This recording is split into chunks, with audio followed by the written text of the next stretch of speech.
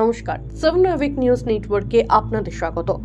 Pneumonia নিয়ে ভর্তি হলেও ঘাড়ের ওপর যে নতুন এক বিপদ নিঃশ্বাস ফেলছে তা জানা ছিল না কারোরই। চিকিৎসাধীন অবস্থায় প্রবল খিঁচুনিতে পেট থেকে পড়ে বাঁ কাঁধের হাড় ভেঙেছিল কামারহাটির বিধায়ক মদন মিত্রের। চিকিৎসকদের সিদ্ধান্ত অনুযায়ী বুধবার অস্ত্রোপচার হয় তারপর কেমন আছেন খুব একটা স্বস্তির খবর নয়। বৃহস্পতিবার রাতে ফের খিঁচুনি হয়েছে মদন মিত্রের, আর এরপরেই বিধায়কের শারীরিক পরিস্থিতি চিন্তার ভাঁজ ফেলছে চিকিৎসকদের কপালে।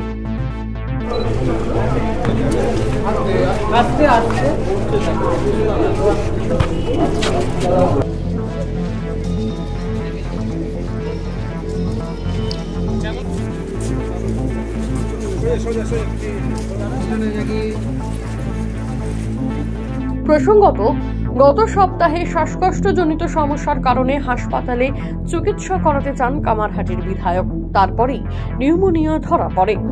4 ডিসেম্বর রাতে তার একাধিক শারীরিক পরীক্ষা নিরীক্ষা হওয়ার পরেই হাসপাতালে ভর্তি করার পরামর্শ দেন চিকিৎসকেরা।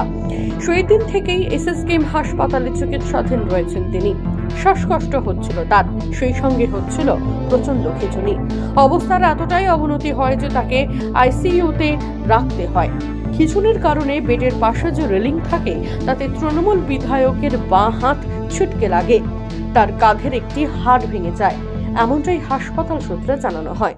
আর এরপরেই হাড় জুড়তে 10টি স্ক্রুর সাহায্যে কাঁধে 2.5 ইঞ্চি লম্বা একটি টাইটেনিয়াম প্লেট বসানো হয়।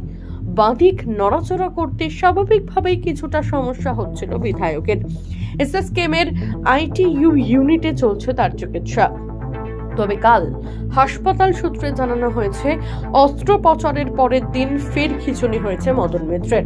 শেষ পাওয়া আপডেট অনুযায়ী আপাতত স্থিতিশীল রয়েছেন মদন মিত্র।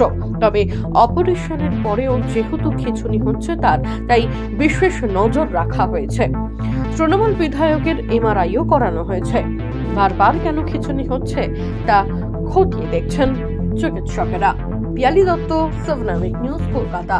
সমস্ত খবরের আপডেট পেতে লাইক করে সাবস্ক্রাইব করুন 7 নাভিক নিউজ। সেই সঙ্গে বেল বাটন প্রেস করতে ভুলবেন না। আপনাদের একটা সাবস্ক্রিপশন আমাদের জন্য অত্যন্ত মূল্যবান। জয় হিন্দ।